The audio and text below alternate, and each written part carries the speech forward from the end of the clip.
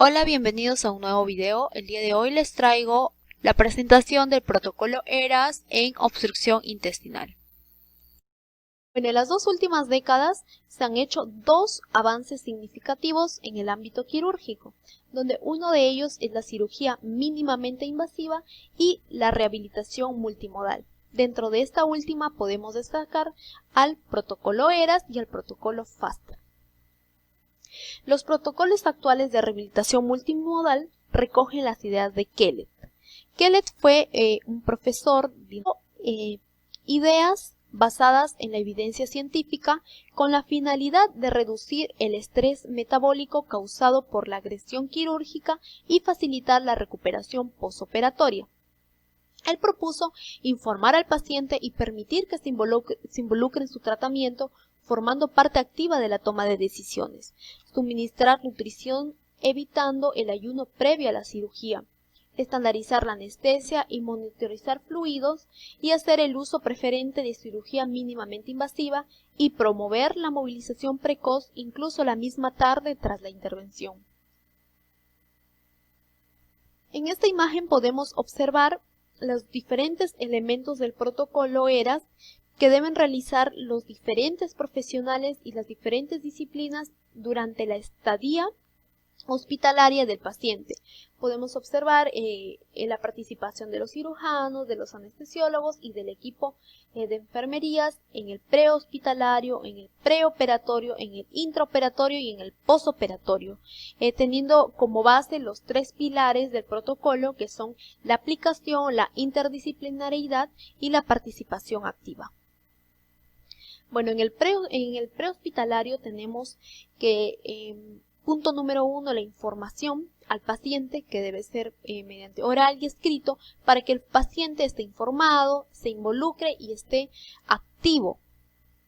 Como punto número 2, tenemos la optimización nutricional, que se debe realizar 4 semanas antes de la cirugía, pero debido a que algunas cirugías son de urgencia, esto no siempre se logra. Se debe suspender el tabaco y el alcohol un mes antes. Se debe tener una dieta baja en residuos, es decir, baja en grasas, baja en lácteos, en fibras. Y se debe administrar suplementos nutricionales. También debe haber una prehabilitación tanto en actividad física y en actividad psicológica. Como punto número 4 tenemos la nutrición. Acá va a haber un screening nutricional, un cribado nutricional donde nos va a indicar si el paciente se encuentra desnutrido o en riesgo de desnutrición. Se recomienda utilizar las herramientas de cribado nutricional que valoren índice de masa corporal, pérdida de peso reciente no intencionada. Con pérdida de peso reciente nos referimos al 5 al 10%, porque esto está relacionado con mayores complicaciones en el postoperatorio. Y también se debe tener un conocimiento de la ingesta alimentaria del paciente. Bueno, en el screening nutricional se debe pedir hemoglobina, transferrina, ferritina, tasa de filtrado glomerular, creatinina, vitamina B12 y ácido fólico. Se debe evaluar un riesgo de desnutrición donde si nos arroja el valor mayor o igual a 3, esto nos va a indicar un incremento de complicaciones en el postoperatorio. La albúmina y el PCR nos van a indicar inflamación sistémica. La albúmina no es específica para evaluar el estado nutricional, ya que se altera de forma inversa al grado de inflamación. La albúmina también se modifica con hidratación, con enfermedades hepáticas o con algún síndrome nefrótico. No se modifica con la pérdida de peso o el ayuno o balance nitrogenado. Bueno, también se debería evaluar la espirometría para ver la capacidad funcional pulmonar, la bioimpedancia, la composición de masa magra y masa libre de grasa.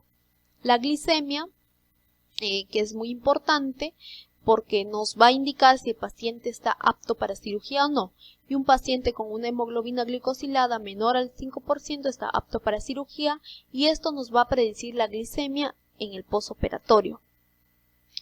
Como punto 5 tenemos a la anemia, donde los objetivos de hemoglobina dependen de la patología base de fondo.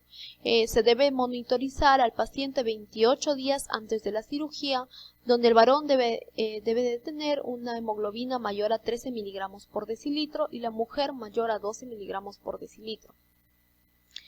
En el caso de ferritina y transferrina, si nos encontramos con una ferritina menor a 100 microgramos por decilitro y una transferrina menor al 20%, esto nos va a indicar de que existe un déficit de hierro. Entonces se va a administrar hierro por vía oral, dándole sulfato ferroso 200 miligramos por día por 14 días, o también se puede administrar hierro endovenoso en casos que estén contraindicado la terapia vía oral o en el que el tiempo ya sea insuficiente. En la ferritina, si se encuentra mayor a 100 microgramos por decilitro y la transferrina mayor a 20%, tenemos que evaluar la tasa de filtrado glomerular y la creatinina, donde si encontramos un filtrado glomerular menor al 60 mililitros por minuto y una creatinina mayor a 1.3, entonces nos va a indicar una insuficiencia renal crónica y tendría que ser evaluado por la especialidad de nefrología. Si nos encontramos con un filtrado glomerular de 60 mililitros por minuto y una creatinina menor al 1.3, entonces tendríamos que administrar ácido fólico con vitamina B12. Con respecto al ácido fólico y la vitamina B12, si se encuentra dentro de los valores normales, se indicará eritropoyetina, 40.000 unidades cada semana subcutáneo en 3 dosis. En el punto número 6 tenemos la prevención de náuseas y vómitos. Esto se va a evaluar mediante la escala de Apfel. Apfel evalúa los factores de riesgo, si es mujer, no fumador, historia previa de náuseas y vómitos posoperatorio y cinetosis, y también si hubo uso de opioides posoperatorios. De acuerdo a estos factores de riesgo nos arroja una puntuación y el riesgo sale riesgo bajo, riesgo moderado o riesgo elevado. En un riesgo bajo, una profilaxis puede ser de monoterapia con dexametasona en la inducción o droperidol al final de la cirugía.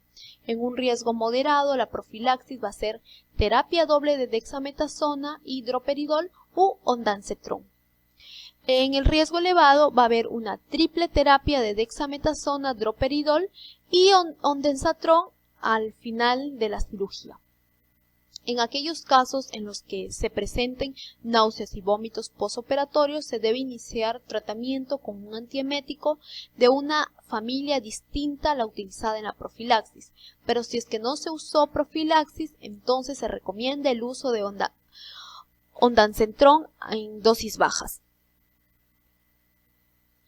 Bueno, la premedicación selectiva se da de acuerdo a los antecedentes y la medicación habitual del paciente. En la fisioterapia respiratoria tenemos la espirometría, que se debe realizar una semana antes de la cirugía, junto con los ejercicios dirigidos a potenciar la fuerza de los músculos inspiratorios. Para esto se le recomienda al paciente de que infle globos o haga ejercicios de respiración, con la finalidad de hacer un reclutamiento alveolar, es decir, mantener ejercitados a los alveolos para que estos no colapsen. Bueno, en la antibioticoterapia oral más la preparación quirúrgica, está indicado administrar antibióticos para cambiar la microflora y que exista menos gérmenes productores de colagenasa en el caso de una cirugía colorectal. No se recomienda la preparación intestinal, ya que aumenta el hilio posoperatorio, la dehiscencia de anastomosis y la alteración de electrolitos. En la tromboprofilaxis, bueno, se recomienda medias elásticas en casos de muy alto riesgo, heparina de bajo peso molecular en caso de alto riesgo, pero más no en pacientes de insuficiencia renal crónica. En pacientes de insuficiencia renal crónica se recomienda la heparina no fraccionada. Bueno, en la dieta. El protocolo ERAS descarta totalmente el ayuno preoperatorio, porque produce resistencia a la insulina, hiperglucemia, deshidratación, incrementando la incidencia de náuseas y vómitos en el posoperatorio. Entonces, el protocolo ERAS indica que exista una dieta líquida amplia o líquidos claros la noche anterior a la cirugía. También líquidos claros 2 horas antes a la cirugía. Y esto va a hacer que estimule la liberación de insulina similar a la que produce una comida mixta. Entonces va a disminuir la resistencia a la insulina en el posoperatorio, va a disminuir el consumo de proteínas y va a aumentar la síntesis de proteínas, mejorando así la reparación tisular en el posoperatorio. También no se va a observar vómitos ni broncoaspiración, va a disminuir la ansiedad, el hambre y la sed. Como punto número 12 tenemos el baño completo, que se recomienda bañar al paciente con clorexidina previo a la cirugía. El uso de glucocorticoides en monodosis puede tener un impacto significativo en la duración del ingreso hospitalario, sin incrementar la tasa de complicaciones, ¿no? Donde va a haber una atenuación a la respuesta inflamatoria postquirúrgica, va a haber reducción en la síntesis de prostaglandinas y va a reducir la cantidad de histamina liberada por los basófilos. En el posoperatorio. En el día posoperatorio 1 se le va a indicar tolerancia oral, ¿no? Analgesia. Puede ser codeína, 60 miligramos cada 8 horas endovenoso, pero condicionado a dolor intenso. Se va a administrar un procinético, la espirometría de incentivo y un punto muy importante es la movilización activa. De la cama al sillón y del sillón a que inicie la deambulación. También se recomienda masticar chicle mayor a 10 minutos cada 6 horas para agilizar el peristaltismo. En el día posoperatorio 2, bueno, va a haber la retirada de líquidos endovenosos, analgesia, ¿no? La administración de procinéticos, la movilización activa, deambulando, masticar chicle y va a haber exámenes control como un hemograma completo, un PCR, un perfil de coagulación, albúmina, glucosa, urea, creatinina. En el día número 3 va a haber analgesia ya por vía oral, procinéticos, la deambulación propiamente dicha, masticar chicles mayor a 10 minutos cada 6 horas y el retiro de drenajes. En el posoperatorio 4, en el día 4, bueno, analgesia, deambulación, igual masticar chicles, exámenes control. Esto es ya exámenes para el control. Y en el día 5, bueno, el paciente se va con dieta blanda, con líquidos a voluntad, a la analgesia oral, profilaxis de tromboembolismo, que ya sería la última dosis, masticar chicle mayor a 10 minutos cada 6 horas y se le da el alta con indicaciones. Y estas son mis referencias bibliográficas y espero que este video haya sido de su utilidad y gracias.